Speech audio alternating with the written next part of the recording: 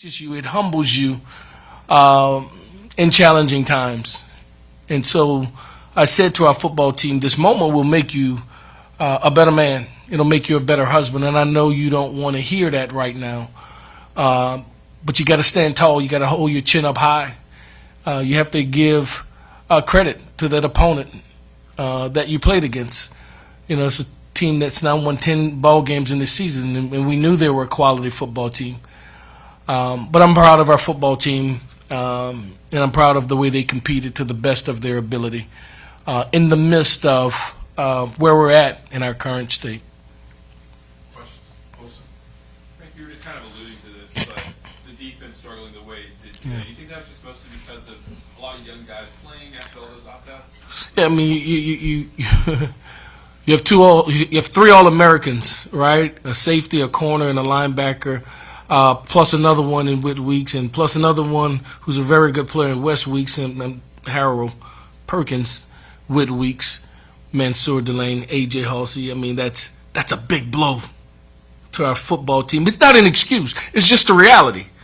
It's the reality of who we are. And so you recruit a student athlete, you develop them, and we're charged with developing them, all right, and getting them to a point of having the ability to play. But those guys are just names we'll play on Sundays. And some of them will hear their names called early on. And I commend them, and I respect and understand the decision that they have made for themselves. And so we didn't cry about it. We didn't wince about it. We didn't make an issue about it. We just got the next guy ready to go play. And we trained them to the best of our ability. And they went out and they competed to the best of their ability. And for that, I am proud of them.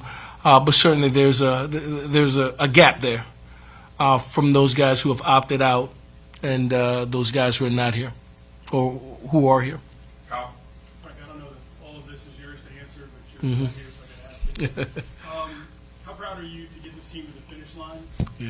And what's next for this team? Yeah, very proud to get this team to the finish line. And, you know, when we were in the midst of the transition, and asked about coaching in this game, I said to an administrator, "Yeah, I'm gonna finish with my boys. I'll burn this building down if you don't let me finish. I'm gonna finish with my boys because the love is unconditional. You know, so."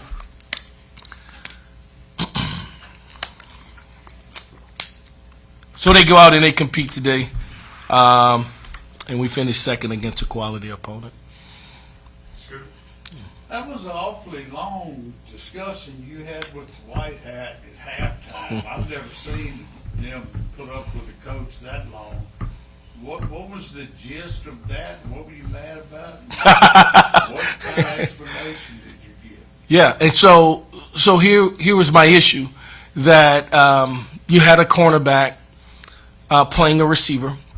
And if the receiver makes an attempt to go after the ball and he grabbed him or he blocked him in that manner, attempting to catch the ball, I get your call. I did not see it from my vision as the receiver attempting, nor the ball being in proximity to even be attempted to be caught. And so there was concern on my part in the call. And then the rebuttal or the answer for it was difficult for me to accept. And so I expressed those things. I apologize on behalf of our university for it. But I'm willing to fight for our student athletes and our football team if I think justice not being done. John? You started so fast.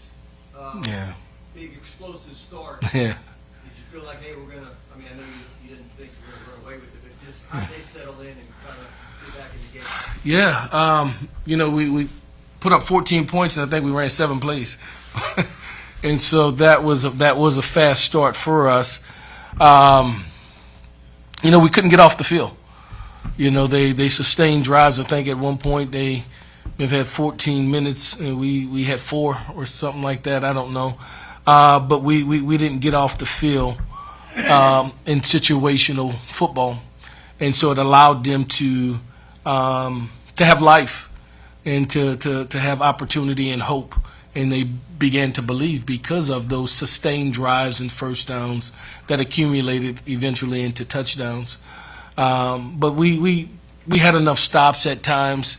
Then offensively we sputtered and we didn't score, and so a tall task for team to not play consistently complementary football.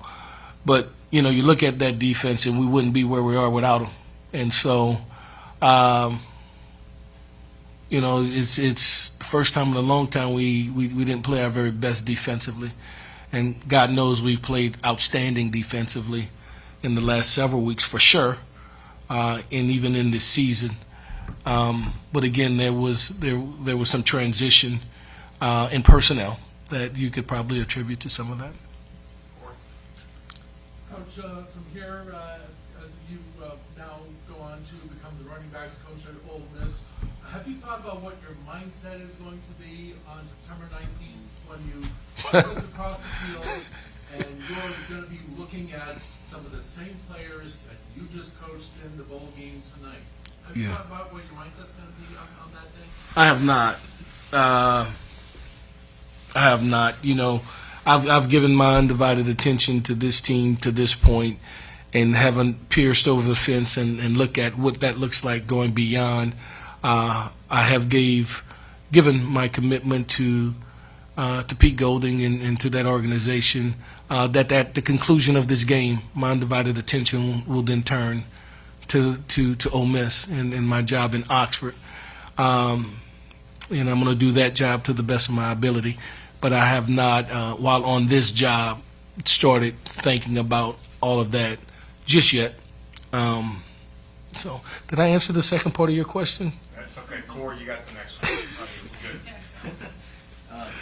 Frank, and I guess kind of part of that, I know you won't be here after tonight, but what feel do you have for the guys that are still in the LSU locker room? Do you anticipate a lot of guys exiting this program? Do you anticipate a lot of them sticking it with LSU? What's your feel? Yeah, that probably will be a Coach Kiff questions. He dealt with the retention and the staff. I haven't had those conversations respectively with our student athletes, so I'm not quite sure. Glenn? Yeah, Coach, you had a couple strong performances tonight from some of your pass catchers, Treyas Green, Kyle Parker, really kind of stepped up for you guys. Just Yeah. those are maybe potentially two pillars for the program going forward. Just what did you make about their game? Yeah, that was good to see. It was good to see guys with run after the catch ability, making plays, big plays, explosive plays, something we've yearned throughout the season that was delivered on today. If you would have told me yesterday, this morning, this afternoon, we scored 35, we'd finished second, I would have laughed, you know. But I'm proud of those guys. I thought they played well. I thought they played well and gave us a chance to win this game. Have we got time for two more? Coach, when you look back on this season, what do you think you will remember the most about? Yeah, guys who refuse to give in, guys who set their hearts on finishing a task at hand, who leaned on each other, who loved one another. And if you could have been a fly on that wall in that locker room and seen them embrace